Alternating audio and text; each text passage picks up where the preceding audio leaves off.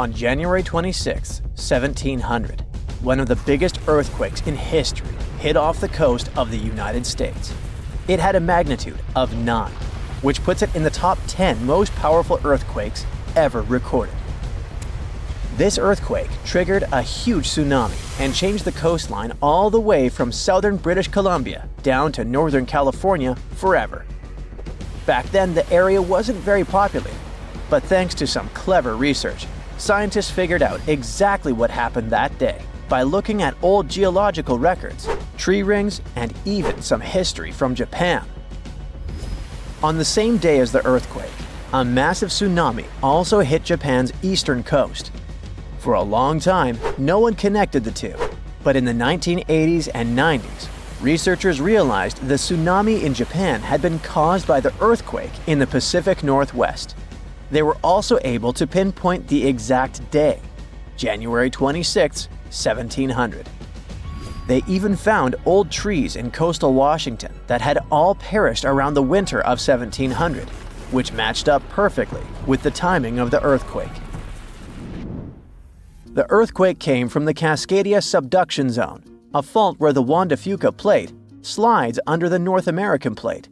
This fault stretches about 700 miles, from northern Vancouver Island in British Columbia to Cape Mendocino in California. The pressure from the moving plates builds up over time, and eventually, another big, devastating earthquake will hit the same region. It's just a matter of time.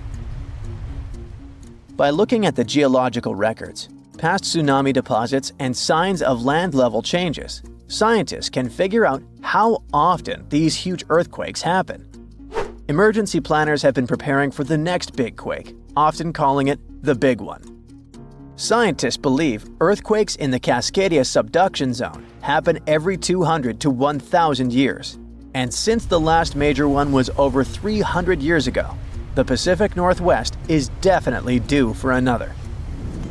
When it happens, the earthquake is expected to be as big as the one from 1700. But this time, it'll affect around 15 million people. The devastation will be severe. Buildings will collapse, roads and runways will crack, and bridges will fall. Communication in and out of the area will be cut off. But the worst part? The earthquake will trigger a massive tsunami that might hit parts of the Washington coast in as little as 10 minutes. It's not a matter of if, but when the Cascadia subduction zone will break.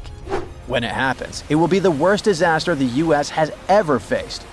Worse than the Hurricane Katrina or Superstorm Sandy. It'll impact an enormous area, stretching from southern British Columbia all the way down through Oregon to northern California. That means millions and millions of people will be affected. Fairchild is considered a backup staging area for handling the aftermath of the earthquake, with Grant County International Airport in Moses Lake being the main one. For those who will survive the initial quake and tsunami, the aftermath could be just as disastrous. Aftershocks will follow, and transportation will be a mess. Roads will be damaged or completely blocked, airports will shut down, and most of the main routes, like Interstate 5, will have bridges destroyed. This means food and water supplies will be cut off, and it will be incredibly difficult for help to get in or for people to escape. Gas pipelines will most likely be damaged too, and restoring them could take anywhere from a few days inland to weeks or even months along the coast. Power outages will be widespread within 100 miles of the coast throughout the entire Pacific Northwest. And water could be out for 3 to 7 months. Even telecommunications will be down for 2 to 3 months across the Pacific Northwest, Alaska, and even parts of East Asia. The good news for eastern Washington is that it will mostly avoid the worst of it, thanks to natural barriers between the west and east sides of the state. The tsunami may hit the Columbia River Gorge, but it will lose energy quickly because of a sandbar under the river. The Cascade Mountains will absorb much of the earthquake's impact, so the east side won't feel it as strongly. And since eastern Washington won't get hit as hard, it'll be up to them to handle the aftermath of the quake. That means helping western Washington, taking in refugees from the areas that got destroyed, and delivering supplies to where they're needed. Scientists have looked at other major 8.0 to 9.0 magnitude earthquakes like the ones in Chile in 1960, Alaska in 1964, and Sumatra in 2004, and Japan in 2011. These kinds of quakes can shake the ground for anywhere between 6 to 10 minutes, and that's a long time for the ground to be shaking.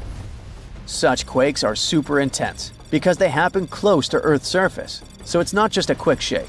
It's a long, strong one that can cause a lot of damage.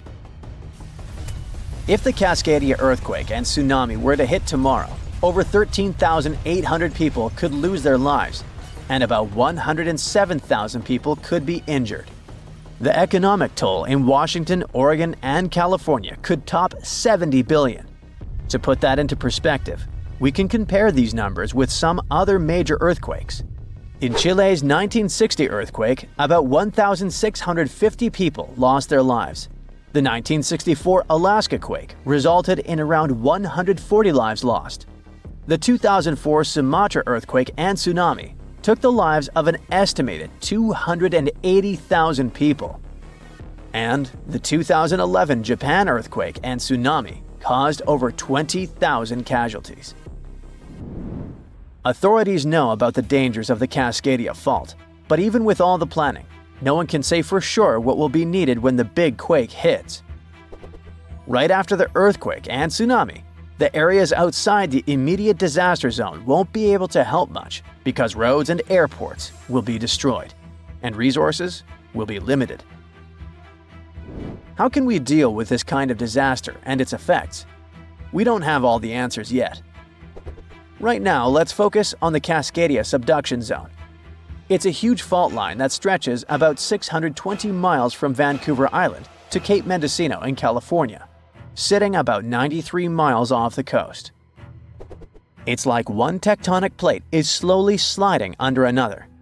When the plates are close to the surface, about 18 miles deep or less, they get stuck because of friction, kind of like pushing two rocks together. Over time, this creates a lot of pressure. When the pressure finally becomes too much, the plates slip, causing a massive earthquake. This is called a megathrust earthquake, and it can be huge. Below the area where the plates are stuck, there's a zone where the plates move really slowly. We're talking about just a few inches every few months. This slow movement helps to release some of the pressure, but it also builds up more pressure on the parts of the fault that are still stuck. This means that over time, it increases the chances of a huge earthquake happening. These massive quakes, called Great Subduction Zone earthquakes, can be stronger than magnitude 8.5. Megathrust earthquakes are the biggest earthquakes that happen. They can go over a magnitude of 9.0, which is insanely powerful. Just to put it in perspective, a magnitude 9.0 earthquake releases 1,000 times more energy than a 7.0 and a million times more energy than a 5.0. These earthquakes happen when a lot of pressure builds up in a part of the fault that's locked, which means the plate can't move past each other. When that pressure gets too high, the fault finally ruptures, releasing all that built-up energy in one massive shake. The Cascadia subduction zone is super long. That's why if it were to rupture all at once, it could produce a large earthquake. Scientists have studied this region and found that about 18 miles below the surface, the fault is completely locked. The plates there aren't sliding past each other. But deeper down, the plates start to slide more smoothly, causing less friction. This is important because it tells us how much stress is building up in that locked zone, and how it could eventually lead to a major earthquake. So, since 2000, the world has been hit with more than 1,700 earthquakes with magnitude greater than 5. Many happened around the Ring of Fire, located around the Pacific Ocean. In North America, the biggest threat is the San Andreas Fault Line, which can create an earthquake of a magnitude higher than any other, earning it the spine-tingling nickname, the Big One. The potential destruction of California is a terrifying prospect that could have unimaginable consequences. But the Big One is just the beginning of what's to come. Bad news! Scientists have predicted an earth-shattering event that will occur in 2030. Like it or not, there's a 70% chance that we'll experience the big one, and it will be an earthquake with a magnitude of 6.7. The San Andreas fault line will cause the big one, but what is scary is that we can't predict it. On the other hand, a massive earthquake occurs every 100 years. This means there's always time to prepare for a natural disaster. If we traveled back in time, we'd see a few significant earthquakes like the ones that wiped out San Francisco and Fort Tajon. Buildings made a long time ago are not quake-proof. They will collapse. Even if they survive, you should not enter them.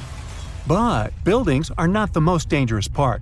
You should watch out for electrical lines and gas pipes. Your hill house might be lovely, but it is extremely unsafe. During quakes, the hill can turn into a massive landslide that will destroy everything in its path. Say goodbye to road trips because all the roads will be ruined. You should have some spare water and food since you won't be able to go to the supermarket. This disaster won't be cheap. It will cost the U.S. around $200 billion to recover from the quake. At least the earthquake will not trigger tsunamis. But there's something that can cause more damage than the big one. The notorious Cascadia subduction zones start in California and ends up all the way in Vancouver, Canada. The San Andreas fault line is nothing compared to this zone. It can wipe the whole coast off the face of the Earth, an example of hyperbole.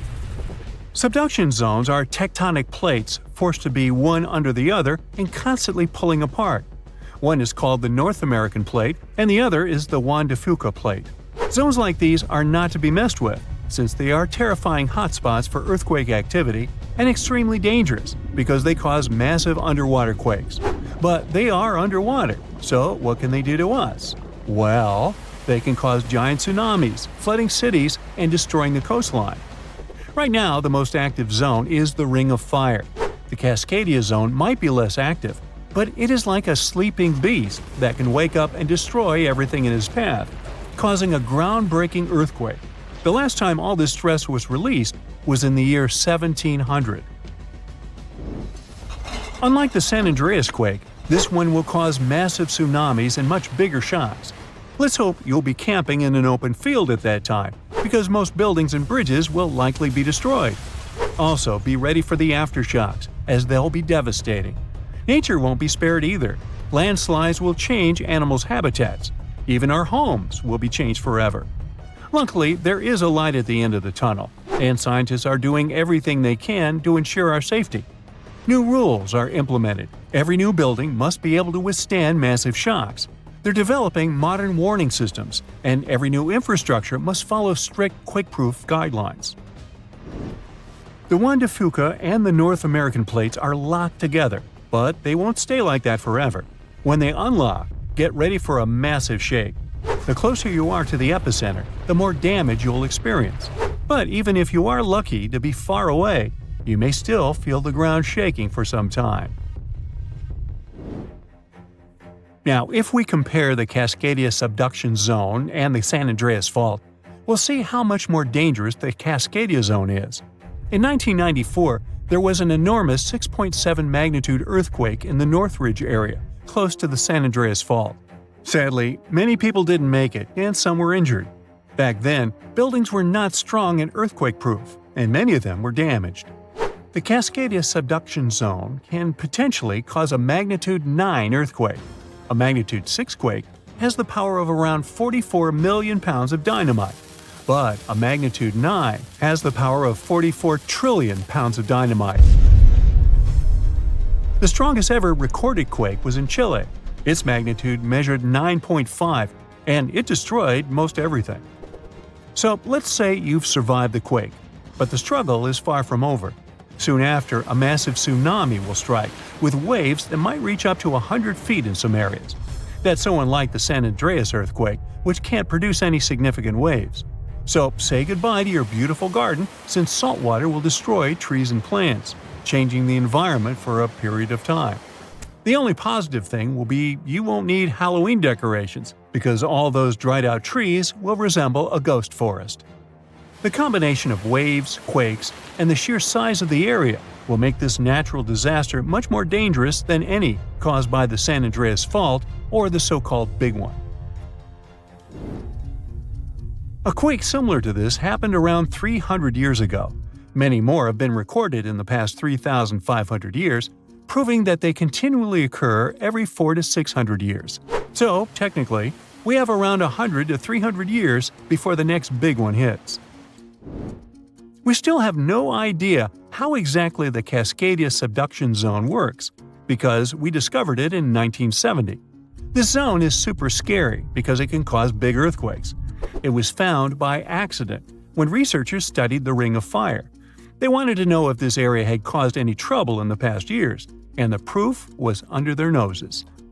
In Washington, there is a horror forest where nothing has been growing for years. When researchers tested the soil, they found a tremendous amount of salt. They put 2 and 2 together and concluded that a massive tsunami had been the reason. Experts still didn't know when the forest was destroyed. But Japan kept records of a gigantic earthquake that had a similar effect. It was the one that happened in the year 1700. There is a 1 in 3 chance that the next one will occur in 2050. You must know how to survive the Canadian earthquakes and make it out unscathed, so listen carefully. Those who live in this area have almost no experience with earthquakes like this one. Surviving the quake is relatively easy, but the tsunami coming afterwards is the real danger. After the shake, find the highest ground and go there.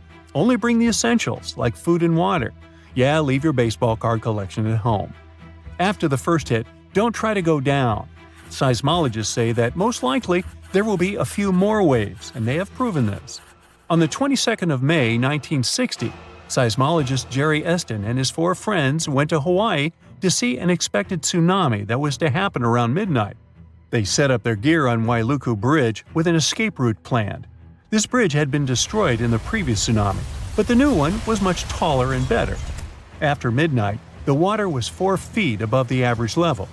The second wave hit a half hour after midnight, and the water rose another 9 feet by 1 a.m. The water started going down and dropped by 7 feet, but the horror was far from over. Next, they saw a wave that was around 20 feet tall. This shows us that tsunamis are unpredictable, and we should listen to experts to stay safe. In November 2020, a wave the height of a 4-story building was recorded off the coast of Vancouver Island, Canada. The team at Marine Labs, the company that operates the buoy that got caught in it, couldn't believe the data they saw.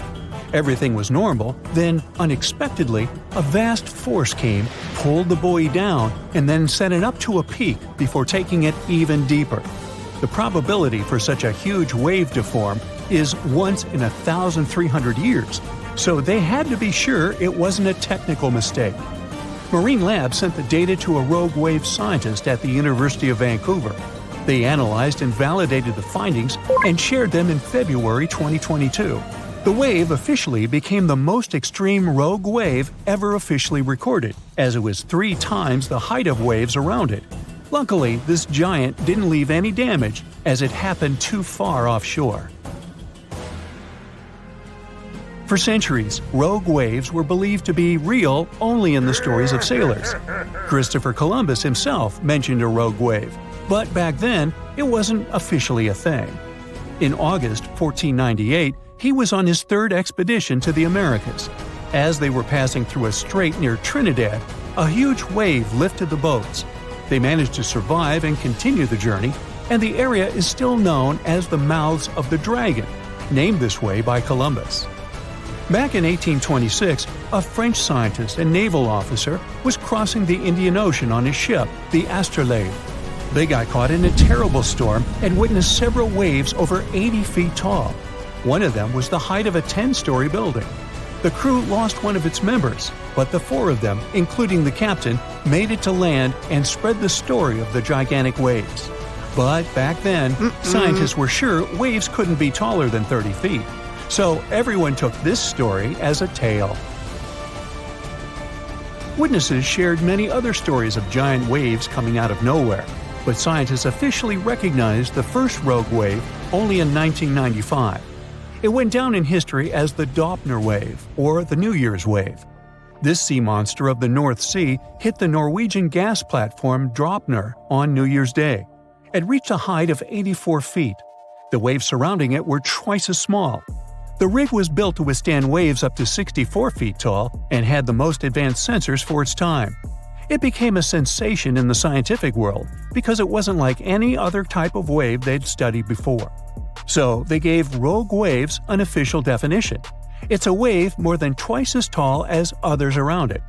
These bad boys, also known as freak waves, monster waves, and episodic waves, can pop up lightning fast in a stormy sea or show up out of nowhere in calm waters. They have steep sides and a deep trough below, and look like a wall of water rising out of the sea. They're so intense that they can even swallow up rescue helicopters just trying to do their job. Rogue waves aren't the same as tsunamis. Tsunamis happen when there's a big shift in water, like an earthquake, volcanic eruption, or landslide. They mess with the entire water column. At sea, you might not even notice a tsunami cruising beneath you, but near the shore, as it hits shallow waters, those waves can shoot up to crazy heights. Rogue waves are formed at the surface level, although sometimes they can form deep below, and these are called rogue internal waves. Scientists and sailors singled out some statistics. Rogue waves more often form when wave trains run into fast ocean currents. The coast of South Africa is one good place for that. There are concerns that these water beasts may happen more often in the future because there's more energy in the atmosphere and ocean. It means larger and more frequent rogue waves and more ships lost at sea.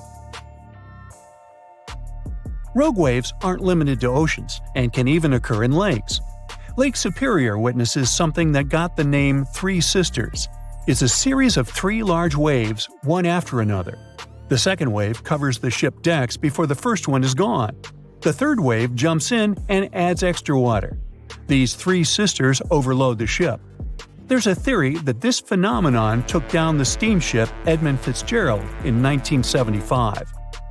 Rogue waves are also dangerous because they form rogue holes in the water. When the wave builds up, it draws in all the water around it. So, near the base, these holes can be very deep. If the bow or stern of a ship ends up in one, the ship can instantly sink. Some oceanographers believe that rogue waves are to blame for the disappearance of ships in the notorious Bermuda Triangle in the Atlantic Ocean. Storms from several directions converge in this mysterious area, so rogue waves are more likely to gain force here. And because they can reach a height of 100 feet, they can theoretically bring down an airplane, not just ships.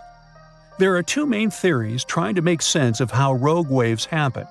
First up, we've got the linear addition theory. Imagine waves cruising through the ocean at their own speeds.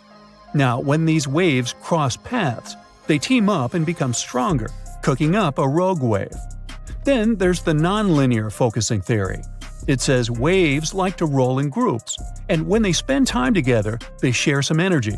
Sometimes, this energy exchange turns into a rogue wave. To predict the formation of these freaky waves, scientists would need an innovative radar system to keep a constant eye on the waves near a boat. They'd collect all the data and toss it into a fancy math model that paints a real-time picture of what the ocean surface looks like at that very moment. This model would need to do new calculations of the surface situation every 5 minutes. It would let the crew know if there were any extreme waves coming up in the next several minutes. Such a system doesn't exist yet, but as scientists measure more rogue waves, mathematicians may find a way to alert us of the upcoming rogue waves rising out of the water. Sometimes you can hear the term sneaker wave as a synonym for rogue waves, but oceanographers claim there's a difference. Rogue waves occur mostly in the ocean, and sneaker waves build up at the shore.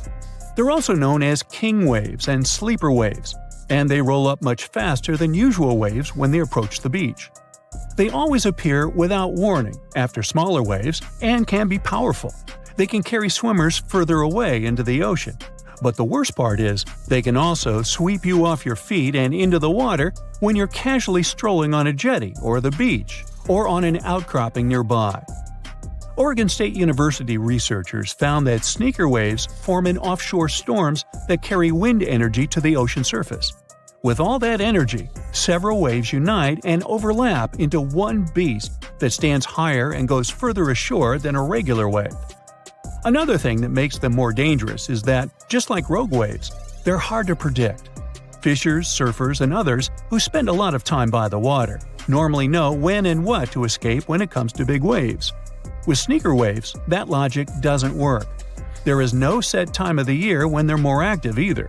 But putting together some data shows you're more likely to experience one of those somewhere between April and October, and the peak would be in October and November. Sneaker waves carry huge amounts of water, sand, and gravel. Those can fill up your shoes in a matter of seconds and sweep you off your feet if you're unlucky enough to be ashore at that moment. These sea monsters also have the power to move huge logs, which carries another hazard. An earthquake in Indonesia began in 1829 and lasted a mighty 32 years. It reached its climax in 1861 and hit a magnitude of around 8.5. It was caused by the tectonic plates below the island slowly clashing against each other. Researchers discovered that the quake had been building for some time after analyzing the coral in the area. They found it was being periodically exposed to the open air. That was caused by the gradual earthquake moving the land up and down. Scientists call these decades-long silent earthquakes slow slip events. A single lightning bolt can warm the air to around 54,000 degrees Fahrenheit. The heat makes the air expand quickly, creating a shock wave or boom, which we know to be thunder. There are close to 3 trillion trees on Earth. That translates to roughly around 422 trees for every person. Before humans, the number was nearer to 6 trillion. Almost 70% of the Earth's surface is covered by water, which on average is around 2.5 miles deep. 97% of Earth's volcanoes lie underwater, as well as the mid-ocean ridge, a massive mountain range that is over 40,000 miles long. Humans have mined around 190,000 tons of gold from the planet. Experts predict there is around 20% still left to be mined, but this figure is constantly changing.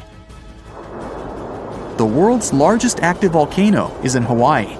Called Mauna Loa, it's over 2.5 miles above sea level. Given that most of it is underwater, the volcano's summit is a staggering 11 miles from its base. That's the same length as over 160 football fields. The highest ever recorded temperature on Earth was a sweltering 136 degrees Fahrenheit.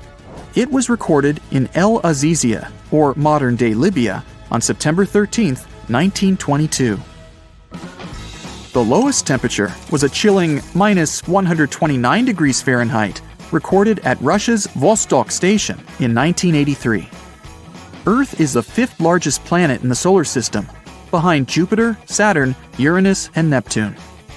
It has a circumference of roughly 25,000 miles, and it would take the average person around 8,300 hours to walk around the face of the Earth. The separation between Earth's land masses would make such a trek almost impossible, though. It takes 365.25 days for the Earth to orbit the Sun. Because our calendar years only have 365 days, we add an extra leap day every 4 years to make up for the difference. Russia is the largest country on the planet, with a total area of about 6.5 million square miles.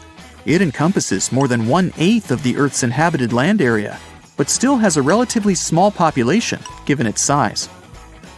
Earth is the only planet with one moon. Mercury and Venus have no moons, while every other planet has 2 or more. Earth is over 4 billion years old. Scientists calculate this by looking at the planet's oldest rocks, as well as meteorites that have crash-landed. They used meteorites as they were formed at the same time as Earth, when the solar system was forming. The ground we walk on is basically recycled. The planet's rock cycle turns igneous rocks to sedimentary ones, then transforms those into metamorphic rocks, and back again. Like Earth, our moon also experiences earthquakes. They're less common and intense than the ones we have, and are caused by tidal stresses. A tidal stress is basically the relationship between the gravitational pull of the moon on the Earth and that of the Earth on the moon. Despite being the 5th largest continent, Antarctica holds 70% of the planet's fresh water and about 90% of its ice. Bangkok is the most visited city in the world, boasting 23 million visitors in 2019 alone. Paris, London, Dubai, and Singapore make up the other cities in the top 5. The lowest layer of Earth's atmosphere is called the troposphere and is the reason we have weather. Sunlight heats the planet's surface, which causes warm air to rise up to the troposphere. This air then expands and cools as the air pressure decreases and sinks down, where it is then warmed by the Earth again. Coral reefs are the largest living structures on the planet, with some even being visible from space. Coral reefs hold the most species per area of any of Earth's ecosystems, even more than rainforests. Earth got its name around 1,000 years ago, and it comes from the German word meaning the ground, but there's no evidence to show who actually named it. Of all the planets, Earth is also the only one which is not named after a Greek or Roman deity. The deepest point of the ocean is the Mariana Trench. It's a whopping 7 miles below sea level. Coastlines cover about 20% of U.S. land, but are home to more than 50% of the U.S. population. The Earth isn't actually a sphere. It's more like a squished ball that bulges at the equator. The bulge is caused by the force of the Earth spinning, which makes the north and south poles slightly flat. The Earth spins on its axis, which is basically an imaginary straight line. Earth has seasons because the axis is tilted, causing the sun's rays to hit different parts of the planet more directly, depending on the time of year. If the sun was as tall as a standard door, the Earth would be around the size of a nickel. The Earth's rate of rotation is gradually decreasing. It's happening so slowly that it would take as much as 140 million years for the length of a day to increase to 25 hours.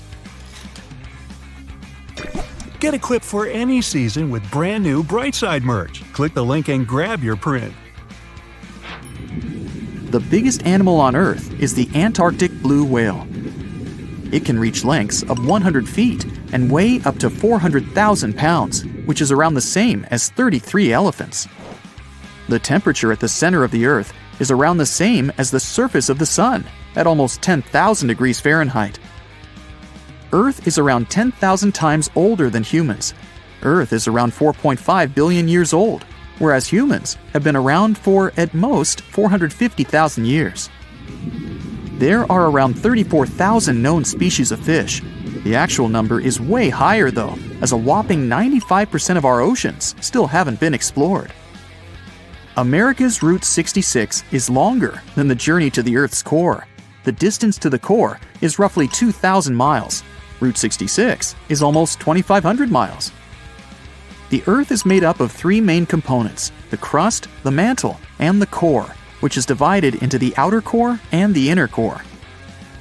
Scientists have estimated that there are around 8.7 million species on the planet. Out of this, between 1 to 2 million of these species are animals. But roughly 86% of land species and 91% of fish have yet to be discovered by humans. Ancient astronomers used to think that the Earth was the center of the universe. For 2,000 years, they believed the Earth to be static, while other bodies traveled in orbit around us. In 1543, Copernicus published his sun-centered model of the solar system. Earth is the densest planet in the solar system. The density varies across its different crusts, but the planet's average density is just over 3 ounces per cubic inch. Mount Everest is the highest point on the planet. Its peak is the highest altitude above sea level at around 5.5 miles.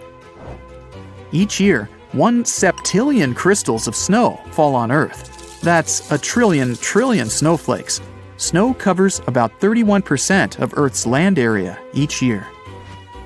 Of Earth's water, only around 3% is fresh water. The other 97% is salted. Of that 3%, about 2% is frozen in ice and glaciers. So, Less than 1% of the planet's fresh water is actually in lakes, rivers, and underground. The world's largest inland body of water, or lake to us normal people, is the Caspian Sea. It has an area of 140,000 miles squared.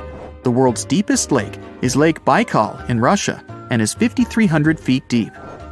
Earth's atmosphere is roughly 78% nitrogen and 21% oxygen, with small amounts of water vapor, carbon dioxide, and other gases. No other planet is believed to have this much oxygen, which explains why Earth is the only planet where life has been discovered so far. Apart from the Moon, there are 2 asteroids in co-orbital orbits with Earth, sometimes called Earth's second moon. 3753 Cruithne is an asteroid that looks like it's following the Earth in orbit, but it's actually following its own path around the Sun. 2002 AA29 is another asteroid which makes a horseshoe orbit around the Earth that draws it close to the planet every 95 years. There is a powerful force hiding underground where tectonic plates meet, and one forces another under it.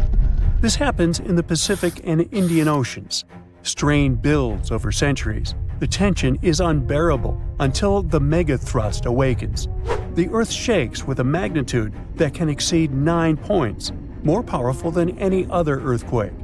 When the seafloor suddenly gets pushed up fast, it sends a huge ripple across the water, and a tsunami of huge force is out. These waves are called teletsunamis, and they cross entire ocean basins, ready to take over coastlines thousands of miles away. The thrust fault stretches over 600 miles. The Earth is not just shaking, it feels like it's tearing apart. This is the power of a megathrust earthquake. Those caught in its path will have to fight for their lives. Japanese authorities recently had to issue their first ever megaquake advisory. It happened because of a strong tremor on the edge of the Nankai Trough ocean floor zone. In the end, most of the warnings were lifted, and there wasn't much damage from the 7.1 magnitude earthquake. Parts of southwestern Japan started to shake, and the superfast trains in Japan slowed down to stay safe, which made travel slower for everyone. But everyone is staying alert as they know about the risk of a megathrust earthquake that could happen within the next few decades in the Nankai Trough. The tectonic plate under the Philippine Sea is slowly sliding underneath the land where Japan is, moving just a few inches every year. The last big earthquakes from this area happened in 1944 and 1946, both with a magnitude of 8.1. These quakes have caused a lot of destruction in the country. The next megathrust earthquake in the region, if it does happen, could be between a magnitude 8 and 9. Scientists still can't agree on how likely this mega earthquake is to happen, but it could be up to 80% certainty. On the other side of the Pacific, scientists from the U.S. Geological Survey have studied a dangerous area along the U.S. West Coast. It's called the Cascadia Subduction Zone, and it stretches from northern California to northern Vancouver Island in Canada. Over the past 14,200 years, there have likely been at least 30 big earthquakes in this region. One major quake happens every 500 years on average. But for a long time now, Cascadia has been quiet, and it worries scientists. They think this might be because the area is locked, meaning the tectonic plates are stuck together and building up a lot of pressure. Eventually, the part of the seafloor could suddenly break and move by several feet. The shaking would be just 5 minutes, but it would create a powerful tsunami as the seafloor shifts that would last for 10 hours. If it happens, it's going to be the worst natural disaster in the country's history, according to experts. The ground on some inland hills could turn into something like quicksand. This would cause the hillsides to slide and crumble, taking down roads and bridges. Around 620,000 buildings could be badly damaged or even collapse, including about 100 hospitals and 2,000 schools. People in Washington state might have to take care of themselves without help for 2 weeks, finding food, water, and shelter on their own. Scientists are studying slow slip events, where the tectonic plates move very slowly over weeks or months, releasing some energy but not enough to stop a big one. Every time the magnitude of an earthquake goes up by just one number, the energy it releases is 40 times bigger. So we'd need about 1 million small earthquakes every day for 500 years straight to release the same energy as one huge magnitude 9 earthquake. But these small earthquakes might be clues that a bigger earthquake is coming.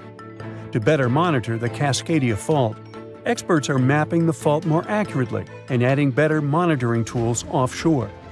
Scientists receive over $10 million to install seismic sensors and seafloor pressure gauges on a fiber optic cable off the coast of Oregon. The goal is to be ready to warn people and potentially save lives when a big earthquake strikes. A sharp megathrust earthquake happened in this part of the world in 1964. It went down in history as the Great Alaska Earthquake and had a magnitude of 9.2. It lasted for more than 4 minutes, making it the most powerful earthquake in the history of the U.S. and North America. The ground shook so hard that it caused huge cracks and landslides. In Anchorage, many houses, buildings, and roads were destroyed because they weren't built to handle such a big earthquake. In some places, the land was permanently changed. For example, the coastline near Kodiak and Hinchinbrook Island was lifted by 30 feet. In other areas, like Gerwood and Portage, the ground sank by 8 feet. They had to rebuild roads higher so they wouldn't be flooded by the time. A huge 27-foot tsunami wiped out the entire village of Chiniga. Many coastal towns were heavily damaged, not just by the earthquake, but also by tsunamis and the fires that followed.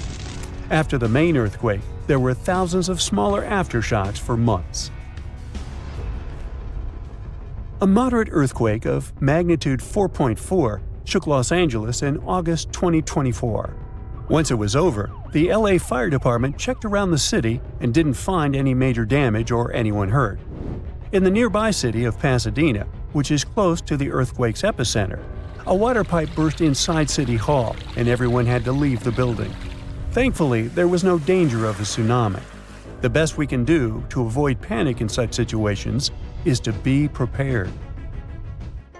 Japan is one of the places on Earth where earthquakes happen the most because it sits on the edges of 4 tectonic plates. Around 1,500 of these earthquakes each year are noticeable. Because of this, the people in Japan have learned to live with earthquakes. The 1950 law set a rule that buildings should be able to handle earthquakes up to a magnitude 7 without falling apart. An update 30 years later said that buildings should only have minor damage in such earthquakes and still work as usual. But if an earthquake is even stronger, the law says the building's main job is to not collapse and save people's lives. At the most basic level, buildings are made stronger with thicker beams, pillars, and walls so they can handle shaking better. Another technique is placing special pads made from materials like rubber at the base of a building. Some buildings are even built on thick layers of padding that separate them from the ground completely, which helps protect them during an earthquake. A skyscraper might sway back and forth a lot, moving up to 5 feet. To stop it from getting damaged, engineers can add something called dampers every second floor all the way to the top. These dampers are like giant bicycle pumps, but instead of air, they're filled with liquid. When the building shakes, the dampers push against the liquid inside them. Even though the liquid doesn't squish very much, it can still absorb some of the shaking. When they're building tall skyscrapers, engineers try to make the structure as simple and balanced as possible. This means having each floor the same height and placing the support columns evenly. But sometimes, architects who design skyscrapers don't want to make these compromises because they have creative ideas for how the building should look. Then they have to find compromise solutions.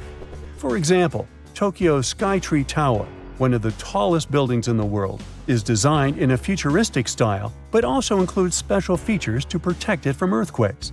It has a central pillar, like in traditional Japanese pagodas, and seismic dampers that help absorb the energy from an earthquake, keeping the building safe. You rub your eyes, trying to make sense of everything. Perfect circular holes in the bottom of the ocean floor off the coast of Big Sur in California. You have no idea how this happened, even though you're a marine biologist who's been practicing it for years. You go through some of the old records and find out that these holes have been around since the 90s. In 1999, a ship-mounted sonar conducted a survey and found 5,200 of these pockmarks, or large holes over 500 square miles, on the ocean floor. They look like moon craters underwater. You contact your team and get the robot ready to go down and explore the scene and bring back a few samples. You and the team drive to the coast and hop on the boat. You're sitting inside controlling the robot with a joystick. Your teammate sets the robot in the water and drives it down. Everything seems normal near the surface, but as the robot goes lower, the pockmarks start appearing. A bunch of boats swift past you, making you lose your balance and focus. The robot turns on the flashlight so you can see better. But as it goes lower, the resolution is less crisp. It almost reaches the bottom, and the holes are smooth and nearly perfect circular shapes. Some of these holes that were visible in the sonar reading measure more than 30 feet across and 15 feet deep. You show the rest of your teammates the images, and they're shocked. The robot continues swimming, but there appear to be more holes all around. Many of them are too small for the scanner to capture from above. These microdepressions are steep and have sort of tails going in a certain direction. It's possible that the currents underwater played a role in their shape. Everywhere the robot swims, there are new holes all around. After a couple of hours, the robot goes back to the boat with some samples. You take them back to the lab and study them. The robot clearly captures images of human trash, but the samples don't indicate anything alarming for now. Despite the fact that 1/3 of the pockets are filled with trash, there's still no explanation of how they were formed. It's late at night and the rest of your team heads back home. You're passing out in the lab, still trying to find some answers. You wake up the next day, and while cooking breakfast, you get this idea that maybe these holes are gases venting out, which could be harmful to marine life. You quickly get the robot and sail out to the ocean once more. This time, you didn't even think about calling your teammates. You place the robot in the water and get behind the screen to control it. The robot descends to the bottom of the ocean and does a survey. So far, the holes still seem to be covered with trash. But some of the holes have marine life dwelling inside, like fish and seaweed. After much scanning, it doesn't look like they're producing any bubbles, which means there aren't any gases venting out, but you're determined to find them. After a while, you reach one of those large pockmarks, and the robot starts scanning around. You find some bubbles coming from a source, but the robot can't reach it. It swims around trying to find a spot, but nothing. You bring the robot back to the lab and work on it.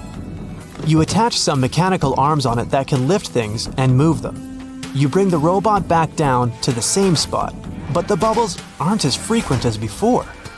You use the arms to move some of the trash and find out that the bubbles are being produced by a group of crabs chilling next to a pile of plastic. Bingo! The bad news is, you still don't have a clue why the microdepressions and pockmarks exist. As you try to control the robot to go back to the surface, an octopus wraps its tentacles around it, pulling the robot down. You struggle with the controls and push it to maximum power, but the suctions of the octopus are too strong to break off. It's a game of tug-of-war with the octopus and your robot. It takes the robot under a pile of trash, thinking it's lunch. But you use the arms to maneuver the robot out and swim back to the surface. You go back to the lab even more confused. The robot has collected more samples for you to study. Your eye is glued to your microscope, trying to figure out what's going on, but nothing. You decide to do a carbon dating test to determine how old these holes are. After a while, you check out the results and are even more stunned than before. They show that the holes are around 400,000 years old, so it's likely that human trash wasn't the cause for all this. You pull many all-nighters trying to figure out the truth. You gather your team once more and hold a small press conference about this. You claim that this may be something we should be extremely worried about, but you still can't tell them more than what you know. With all the brain work put together, you find out that the large pockmarks haven't changed or been active for more than 50,000 years. The newer holes were most likely created by human trash settling in the bottom of the ocean floor. The marine life gathered some of this trash like plastics and discarded fishing gear and created homes for themselves. This is why around 4,500 of the holes are newer and have trash in them. But it still doesn't answer why the holes appeared in the first place. You're back to square one. The only way to see what's really going on is to clear up the trash from underwater and study them. The story makes headlines in the local community and catches the attention of a cleanup crew. You organize a trip to the ocean and begin the extraction of all the trash. Many cleanup boats arrive and everyone drops down a net to collect the trash. You send down the robot once more to make sure the nets are hitting the right spot. As most of the trash is being collected, many marine life animals scramble and try to find a way to escape. Everyone makes sure not to hurt them.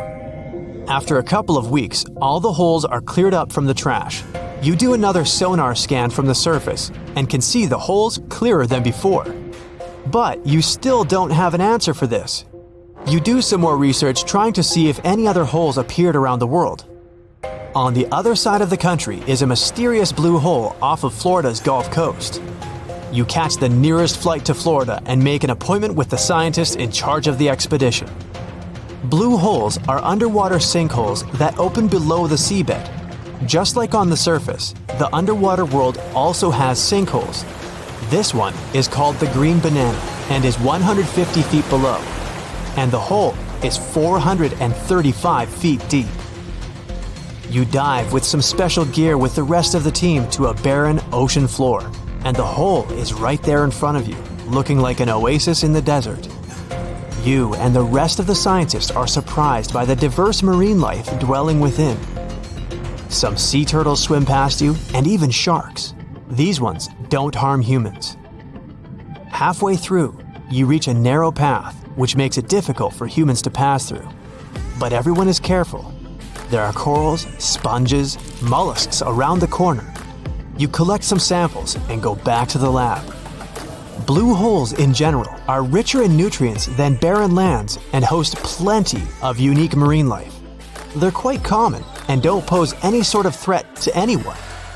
After making the connections, you don't think the holes off the coast of California have anything to do with blue holes. The mystery goes on.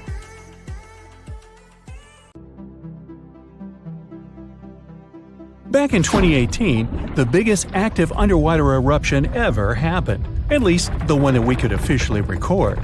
Scientists followed earthquakes that struck the area in the western Indian Ocean off Madagascar. Between 2018 and 2021, over 11,000 earthquakes struck a small island called Mayan between Madagascar and Mozambique. The strongest one had a magnitude of 5.9. Until then, this area had been pretty peaceful. There had only been 2 earthquakes recorded over 50 years.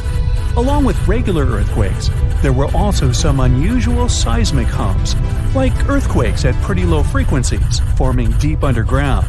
People couldn't feel those hums at the surface, but researchers around the world discovered them and realized they were related to volcanic activity no one actually noticed coming. Something strange happened.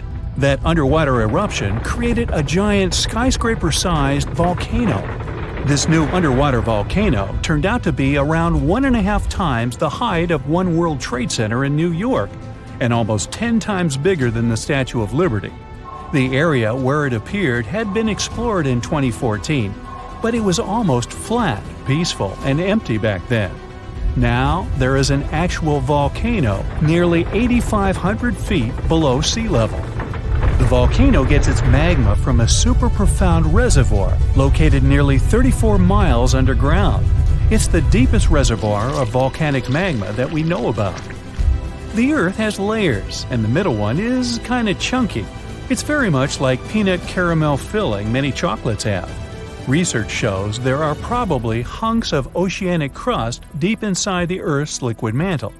They're stuck there, creating large lumps in something that was supposed to be a smooth layer. Our planet has a rigid outer layer. It includes a hot upper mantle and cracked crust. The hot mantle moves and churns all the time, making the crust at the surface move too. This way, the oceanic crust dives into the depths and makes huge magma plumes go up toward the planet's surface. Scientists even found an ancient piece of the Pacific Ocean hundreds of miles underneath China. Those are the old remains of the Pacific seabed from long ago, and they were pulled downward below Earth's surface into the mantle transition zone. This rocky slab that used to be at the bottom of the ocean is made of the crust and some solid parts of the upper mantle. Most of the volcanic activity on our planet happens where we don't even see it, under the surface of the ocean. About 70% of all volcanic activity happens in the oceans, and mostly in the area of the South Pacific, with over 1,100 volcanoes squeezed into that area. Coastal cliffs, mountain changes, soils, and sediments that line valleys. These are only a small portion of the rocks on our planet. Oceans hide so much more deep down below the Earth's surface. In between the Earth's surface and its core is the mantle. It's a warm, thick layer of rock that moves and flows constantly. Some hundreds of miles below, there's a place where diamonds grow. As they form, they go through high temperatures and pressure, after which they eventually freeze. That way, when they arrive at the surface, scientists can explore their structure, find out how they formed, and understand better what's going on in the depths of our planet. Thanks to diamonds, they realized the mantle was very wet, and it possibly contained much more water than all the oceans on Earth. Our planet is eating up its own oceans. As its tectonic plates move, dive, and go beneath one another, they drag huge amounts of water into the Earth's interior. The water beneath the surface of our planet can help with developing magma and lubricate faults, which actually makes earthquakes more likely to happen. Water is actually stored in the minerals. It gets incorporated into the planet's crust when new oceanic plates form. They go through the process of bending and cracking as they grind under other plates, and huge amounts of water then go deep into the crust and mantle. Scientists research an area that's 18 miles under the surface. They realize these zones pull 3 billion teragrams, which is more than 2 billion pounds. Any ocean is like a whole new world. There are incredible sceneries below the surface, magnificent waterfalls, lakes, and rivers. There are thick layers of salt beneath the seafloor, and rivers and lakes form because seawater goes through those layers and dissolves them, creating something that resembles pools. The dissolved salt makes the surrounding water denser. That water then settles there, which eventually forms underwater lakes or rivers. But there are also mountain chains, trenches, canyons. There's a canyon in the Bering Sea with more than 8,500 feet of vertical relief. This makes the Grand Canyon look way smaller than it is, since the underwater canyon is nearly 2,500 feet deeper.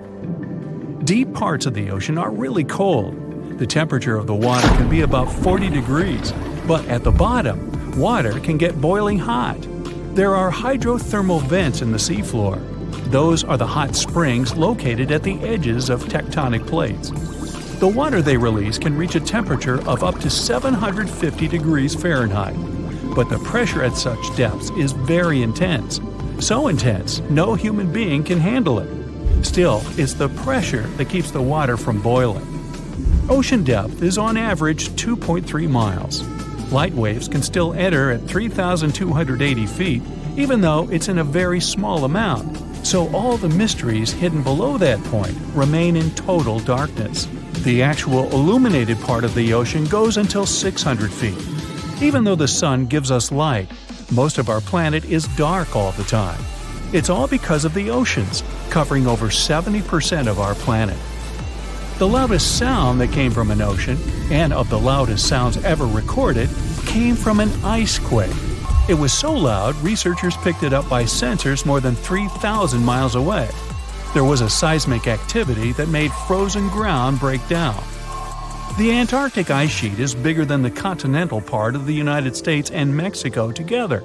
A big iceberg from Antarctica holds over 20 billion gallons of water, which could make a 5-year water supply for 1 million people. Humans can generally drink sea ice, although we can't drink seawater. As time goes by and the ice ages, the brine trapped between ice crystals drains out. That way, ice becomes fresh enough to consume it. If all the ice sheets and glaciers we have on the Earth melted at the same time, the sea level would rise another 260 feet, which is just a little shorter than the Statue of Liberty, the height of a 26-story building. Clams live long enough to tell us more about oceans past. Ancient mollusks can live for more than 500 years. To learn more about a tree, you can use its rings to see how old it is. To learn how old a mollusk is, you can examine its rings within the shell and tell. This is also how scientists get information about the ocean, climate, and whatsoever. Clams can help take a look at what happened about 1,000 years ago. The Earth doesn't have 4 but 5 oceans now. The new one, called the Southern Ocean, was officially recognized only a few months ago. It borders the Atlantic, Pacific, and Indian Oceans, so scientists couldn't agree if it's really a new ocean or just part of the colder regions of these 3. We don't only divide oceans on maps. Each has different conditions for unique marine species. For example, the Southern Ocean has leopard seals, orcas, minke whales, emperor penguins, and other animals that live in cold, icy seas. It's also home to krill, small creatures that look like shrimp and are food for many bigger animals that live there. Life on our planet started about 3.5 billion years ago. I wasn't around then. It's still a mystery how and when exactly, but some theories say life could have first emerged in the depths of the ocean. A few years ago, scientists found microscopic tubes and filaments within rocks formed about 4 billion years ago. These rocks are fragments of ancient oceanic crust. Also, these tiny tubes and filaments are similar to microbes that can still be found on hydrothermal vents in deep parts of the ocean. The idea is these living cells found conditions to stay alive in tiny rocky pores inside the chimneys of those vents, and started the amazing adventure of the evolution of life on our planet. For hundreds of years, people in the US have reported hearing strange, loud booms. These mysterious sounds are called skyquakes. And yep, it's a real thing. If you've ever heard a loud, distant booming noise that definitely wasn't a thunderstorm or a car engine backfire, congrats, it looks like you've experienced a skyquake yourself. People report them all around the globe, from the US to India and Japan. They go under different names, and we still don't know why exactly they happen. Sometimes these booms come together with earthquakes. People heard them during the New Madrid earthquakes in the early 19th century and up until January 2020. Those who've experienced them describe skyquakes as a rushing or rolling noise. Famous American writer James Fenimore Cooper described it more poetically as the lake speaking to the surrounding hills, which send back the echoes of its voice in accurate reply. Sometimes these mysterious booms happen in cold weather instead of during earthquakes. One of the skyquake hotspots is near Lake Seneca in New York. They call them the Seneca Guns. The booms can be so loud that they shake windows and doors. Back in August 1886, after an earthquake in Charleston, people heard these noises for several weeks, happening at the same time as many aftershocks from the earthquake. In 2020, scientists from the University of North Carolina looked at old news pieces, especially from North Carolina, where people have often reported these sounds. They hoped to match the noises with earthquakes data, but they didn't find any link between the sounds and earthquakes. One of the researchers said they believe the noises are happening in the air, not underground. The team looked at infrasounds, which are low-frequency noises that humans can't hear. They found signals lasting 1 to 10 seconds that matched the times when people reported hearing the booms, but nothing is certain here. Some people think that solar flares, underwater tsunamis, or caves collapsing under the sea cause skyquakes. Others believe the sounds come from planes making loud sonic booms. But that doesn't explain old records of skyquakes from the past before planes were even invented. Some scientists think a type of meteor called a bolide causes these booms. These meteors blow up when they hit Earth's atmosphere. If this happened above thick clouds, the sound would get louder and travel far, but we wouldn't find anything on the ground. Another idea is that gas might be escaping from the bottom of deep lakes, like Lake Seneca. If you think skyquakes are bizarre, let me introduce you to fog bows. They also go under the name of white rainbows, ghost rainbows, or cloud bows. They form in a similar way to regular colorful rainbows, but are much wider. Rainbows happen when there are big raindrops in the sky, and you can always spot them on the opposite side of where the sun is shining. Fog bows are made by tiny droplets in fog, or clouds, instead of big raindrops, and they also appear opposite the sun. If you want to see a fog bow, you need to look for it in a thin fog when the sun is bright. You might catch one when the sun starts to shine through the fog, or if you're near the ocean where fog often forms. Because the water droplets in fog are so tiny, fog bows don't have bright colors like rainbows. They might even look all white, or just have faint colors. Some fog bows are hard to see at first because they blend into the mist, but once you spot them, they're easy to recognize. The next rare weather phenomenon you gotta watch out for is thunder snow. You guessed it right, it's a special type of thunderstorm that happens during a snowstorm. Unlike regular thunderstorms that often strike in the spring and summer, thunder snow is much rarer because it happens in the strongest winter storms, like big blizzards, and at the same time needs warm air, which isn't a frequent combo. So, for thunder snow to happen, there needs to be moisture in the air, some instability, and something to lift the air like rising winds. Just like in normal thunderstorms, lightning can appear when you hear thunder. Thunder snow lightning usually goes from cloud to cloud instead of hitting the ground, and the thunder sounds different too, more like a low rumble instead of a loud boom, because the snow muffles the sound. You aren't so likely to get struck by it, but it's still important to stay inside when you hear thunder to stay safe. Northern Lights fans, this one is for you. Scientists noticed a new kind of glow in the sky that looked like a purple streak. They nicknamed it Steve as a joke, but later gave it a more scientific name: Strong Thermal Emission Velocity Enhancement, Steve for short. Steve is actually a fast-moving stream of super hot gas that always moves west and only shows up before midnight. They wondered if something like Steve could happen after midnight, but moving in the opposite direction. And now, scientists think they found the anti-Steve by looking at data from a research station in Norway. In December 2021, they took a picture of a bright purple streak stretching for 620 miles in the sky, and it only appeared after midnight. Satellites from the European Space Agency also measured the conditions in this part of the sky and found that the ions were moving eastward. Steve's late-night twin hasn't been officially named yet, but it would be cool if it was called SAM, which is short for Steve after midnight. If you've ever seen snow on a sunny day when falling from the sky without a single cloud, it must have been diamond dust.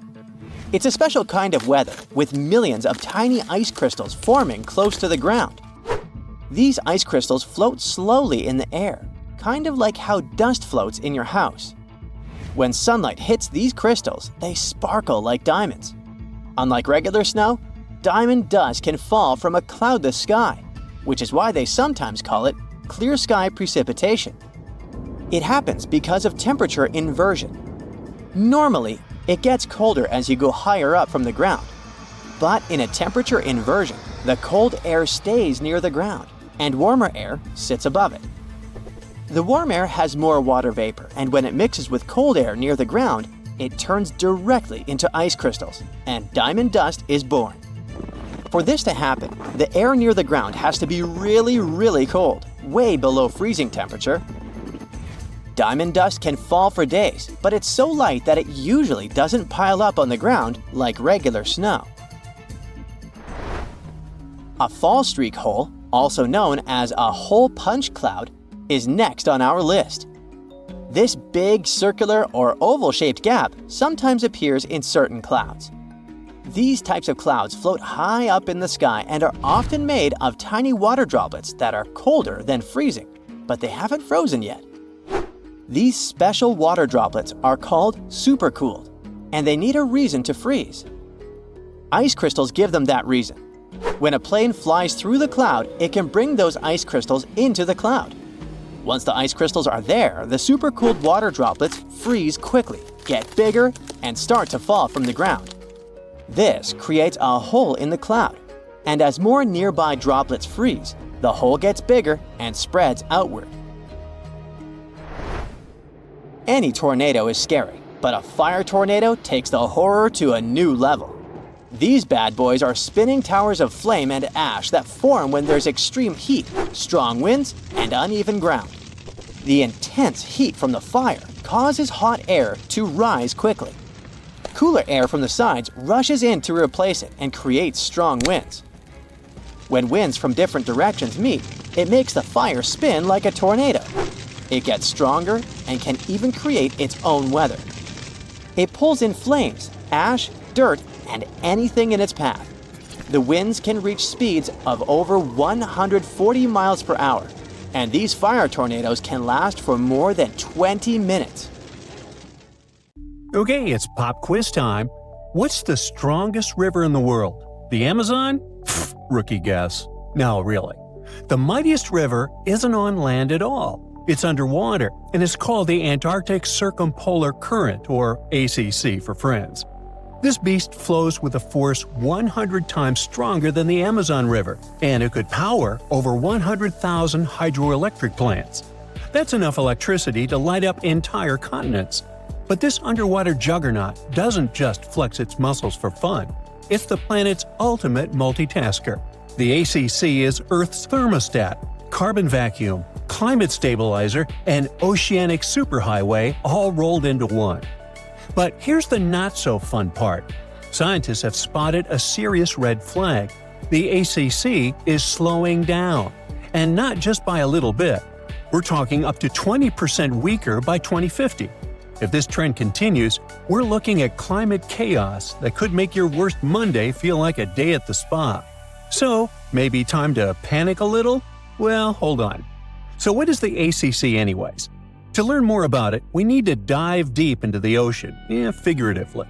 The Antarctic Circumpolar Current is the only ocean current that flows all the way around the planet, hugging the cold continent of Antarctica like a belt of water. Unlike other currents that get tripped up by continents, the ACC has a clear racetrack, nothing but open ocean, so it flows uninterrupted through the Drake Passage between South America and Antarctica. It moves an astonishing 3.6 billion cubic feet of water per second. That's so much water we couldn't find anything to compare it to, sorry. The ACC is driven by ferocious westerly winds, moving eastward to connect the Atlantic, Pacific, and Indian Oceans into one continuous supercurrent. It also plunges into abyssal depths, connecting shallow, intermediate, and deep waters into one giant, swirling blender of oceanic energy. Now, to put it simply, it may be too late for that, but I'll try. The ACC is the glue that is keeping all of our planet together. It plays a starring role in the thermohaline circulation, or global conveyor belt, if you don't want to sound lame. This is the system that redistributes heat, carbon, and nutrients around the globe. To make it all work, the ACC pushes nutrient-rich deep water to the surface in a process called upwelling, feeding plankton, krill, whales, and eventually sushi on your plate. That means if you love seafood or care about ocean food chains at all, you should really start paying attention. Without this nutrient cycling, marine life from the bottom to the top of the food web suffers. Now, here's the cool part. While it's busy playing waiter to the sea, the ACC is also doing our laundry. Well, sort of. It absorbs massive amounts of carbon dioxide from the atmosphere and stores it in the deep ocean, locking it away for centuries. Think of it like Earth's giant carbon vault, no password required. It also helps regulate the weather. Without the ACC pushing heat around the globe, Western Europe would be 50 degrees colder, That means Paris would feel like Siberia, and Londoners would have to trade their umbrellas for snowshoes. The current helps maintain the temperature balance between the hemispheres, stabilizing wind patterns, rainfall, and ocean temperatures around the world. Even hurricane patterns could change because warm ocean surfaces are a key ingredient for cyclone formation. Mess with the currents, and you might be dialing up stronger, weirder storms. So, why is it slowing down? Well, of course, the answer is humans. You know those ice caps that are melting? Well, in Antarctica, where our friend the ACC lives, there's so much ice that if all of it melted, the Earth would rise more than 200 feet. That's taller than Cinderella's castle. What's worse, 60% of all the fresh water in the world is frozen in that ice. While that much water melting is already terrifying, it's the freshness of the water that really messes things up. You see, the ACC relies on the Southern Ocean's cold, salty water to be dense and heavy so it can sink, which helps power the current forward like a chain reaction. But when fresh water from melting glaciers pours into the ocean, it dilutes the saltiness. That makes the water less dense, so it stops sinking properly. Without that sink and flush mechanism, the ACC can't maintain its powerful flow. It's like trying to flush a toilet with no gravity. As this continues, fresh water flows north, altering the ocean's density structure and counteracting the effects of ocean warming, which normally would speed the current up. Instead, the ACC slows down. A weaker ACC means less upwelling, so fewer nutrients reach the surface. This could devastate Antarctic marine ecosystems, reducing biodiversity, collapsing fisheries, and threatening species like penguins, whales, and krill. It also opens the door in Antarctica to invasive species, like the southern bull kelp, which could throw entire food chains into chaos. Krill alone are the main food source for whales, seals, penguins, and fish. So when krill populations crash, the whole system begins to wobble like a house of cards in a hurricane. And then there's the feedback loop from hell. As the ACC weakens, more warm water can sneak southward, reaching Antarctica and melting the ice even faster. That melting will dump more fresh water into the ocean, which will weaken the current even more, which will melt more ice, and you get the idea. It's a vicious cycle. Worse still, warm waters underneath ice shelves can cause them to break apart from below, meaning the melting accelerates even when surface temperatures seem stable. Globally, the effects would ripple far and wide. Monsoons in India could become erratic, rainfall in the Amazon could drop, and agriculture from Africa to Asia could suffer.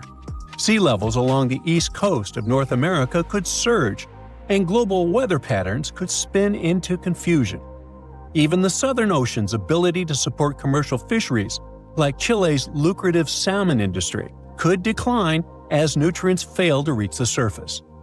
And let's not forget, without a strong ACC, the ocean's ability to absorb carbon and excess heat plummets.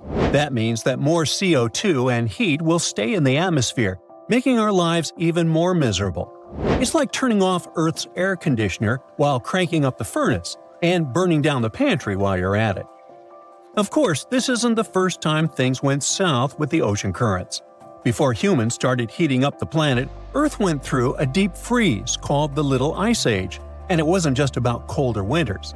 This icy chapter may have kicked off when ocean currents in the North Atlantic started acting weird. And it wasn't so long ago. This Little Ice Age had a peak in 1850, literally yesterday. Scientists believe that melting glaciers and massive exports of Arctic sea ice flooded the ocean with fresh water. That fresh water messed with the ocean's usual saltiness and density, weakening powerful systems like the AMOC, short for Atlantic Meridional Overturning Circulation. That's a mouthful. It's another crucial piece of the global conveyor belt puzzle. As these currents slowed down, less warm water reached the north, sea ice spread farther, and temperatures dropped even more. And here's the spooky part. Records from seashells near Iceland show that this shift didn't happen all at once. It came in two waves, like the planet was struggling to stay stable before tipping into a colder world. And because the AMOC is also part of the crazy life support system of planet Earth, everything is connected. Both systems are influenced by temperature, salinity, and the sinking of cold water. When the ACC slows, it can alter the balance of deep water formation and mixing, potentially weakening the AMOC too. That's a domino effect you really don't want to see. In fact, some models suggest that if both the ACC and AMOC are pushed past their tipping points, the result could be centuries of unstable climate conditions, way beyond anything modern agriculture or infrastructure is built to handle. So, next time you're sipping a cold drink or enjoying sushi, maybe raise a toast to the mighty ACC. It's doing a lot more for you than you think, and it could really use a little appreciation and less ice melting, please. A tsunami can travel unnoticed in the deep waters at the speed of 500 miles per hour, crossing an ocean in less than a day. When it approaches land, a tsunami will slow to about 20 miles an hour and begin to grow in height. Most of these waves are less than 10 feet high when they hit land, but they can reach more than 100 feet high, about 2 times as tall as the Hollywood sign. When a tsunami comes ashore, areas less than 25 feet above sea level and within a mile of the sea are in the greatest danger. But sometimes, tsunamis can go 10 miles inland. If you're by the coast and feel a strong earthquake, especially one that lasts for more than 20 seconds, that could be a major red flag that a tsunami is on the way. Keep an eye out for sudden changes in the sea level. If the water suddenly recedes way further back than usual, exposing normally submerged areas, that's a sign that a tsunami might be on its way. Plus, if you hear a roaring sound coming from the ocean, like a freight train or a jet engine, that's another ominous sign. And pay attention to any unusual animal behavior. Animals have been known to sense danger before humans did, so if you see birds or marine life acting strangely, it's time to take notice. If you receive an official tsunami warning from authorities, whether through sirens, radio, TV, or mobile alerts, don't ignore it. Take immediate action. If you're in a tsunami-prone zone and experience an earthquake, don't even wait for official warnings. As soon as it's safe to move after the shaking stops, head to the nearest elevated area promptly to ensure your safety. Practice evacuation routes before a real disaster. You might have to follow this route at night and in terrible weather. If you know it well, you'll need to do less thinking in an emergency, which can be life-saving. Talk about tsunamis with all your family members. Everyone should know what to do to minimize fear and win some precious time. Don't store your important papers and valuables in low-lying areas. Floodwaters can go really high during a tsunami, so put your documents in waterproof containers on higher ground. After an earthquake, bridges and roads often get damaged or become blocked. Not to get trapped in a car in a potentially hazardous location, walk or run towards safety. Never go down to the shore to watch for a tsunami. If you can see the wave, it means you're too close to outrun it. Most tsunami-prone areas have signs indicating evacuation routes. Look out for white and blue signs marked Tsunami Evacuation Route, or similar instructions to guide you inland and away from danger zones. In urgent situations where evacuation isn't possible, seek refuge on the 3rd floor or higher in a sturdy building. Even better, aim to reach the rooftop of the tallest and most robust structure nearby. It's better than being exposed. A tsunami is not a single wave, but a series of waves with massive amounts of water that can flood for hours. The first wave may not even be the largest. So, remain on high ground, away from the coast until you receive an all clear from the authorities. You're really unlikely to survive a tsunami in a basement below ground level. As it passes over, everything in its wake gets submerged temporarily until the water recedes back to the sea. If you're in a basement during a tsunami, you might get crushed by collapsing buildings or swirling debris. Unless the basement is exceptionally sturdy, waterproof, and equipped with sufficient air supply, it's not a safe option for shelter. If you happen to be out at sea when a tsunami warning is issued for your area, stay put and avoid returning to port immediately. Tsunamis can sneak up on you with rapid water level changes and dangerous currents in harbors and ports, making them unsafe. In large harbors and ports, authorities take charge during tsunami alerts and direct vessel movements for safety. It's important to stay in touch with these authorities and follow any instructions they give regarding moving your vessel. For smaller ports without such organized control, it's a better idea to carefully relocate your boat to deeper waters. If you have a small boat, the best you can do is leave your vessel at the pier and seek higher ground yourself. If a tsunami gets you in the water, find something sturdy like a tree, a door, or a life raft. Grab onto it tightly while you get carried by the waves. Try your best not to swallow any of the water. Tsunamis can pick up chemicals and waste, which won't do you any good. People in life jackets have a higher chance of survival because they will remain on the surface of tsunami waves and can breathe normally. Tsunami waves aren't like ordinary waves, so they aren't suitable for surfing. Tsunamis don't have a face to ride. They're more similar to tides as they rush in and out. They're much larger, faster, and more powerful. So, trying to surf them is not only dangerous but also illegal in many countries. Because tsunamis come from underwater disturbances, like earthquakes, they're even dangerous for submarines. Despite submarines' robust design to withstand underwater pressure, the force of tsunamis can cause damage. Tsunamis also generate strong currents that can mess up a submarine's ability to navigate effectively. In cases of severe tsunamis, submarines may get hull damage, threatening their buoyancy and integrity. Such scenarios can lead to submarines sinking or being carried away by the waves. That's why submarines operating in tsunami-prone areas must be extra careful and equipped to respond swiftly if this sea monster strikes. Scientists still can't predict tsunamis, but they can use their expertise in seismology and historical tsunami data to identify earthquakes likely to trigger tsunamis and issue warnings. They gather crucial data from seismic and water level networks worldwide, which enables them to swiftly assess earthquake characteristics such as magnitude, location, and depth. Utilizing this information, they determine whether an earthquake has the potential to generate a tsunami and decide on issuing tsunami advisories. For regions like the US and Canada, warning center scientists can typically issue preliminary messages within 5 minutes of an earthquake. These messages include alert levels, earthquake details, threat evaluations, anticipated wave arrival times, recommended actions, and potential impacts. On the 26th of December 2004, early in the morning, an enormous earthquake shook up the ocean floor near the Indonesian island of Sumatra. This seismic event unleashed a monstrous series of waves, tsunamis, that spread out across the Indian Ocean, reaching as far as East Africa over the next 7 hours. These waves were towering walls of water, some reaching a height of over 30 feet. When they slammed into the coastlines of countries like Indonesia, Sri Lanka, India, Maldives, and Thailand, the devastation was catastrophic. Over 200,000 people lost their lives in this most devastating tsunami on record. And it wasn't just the immediate impact. Long-term consequences hit hard too.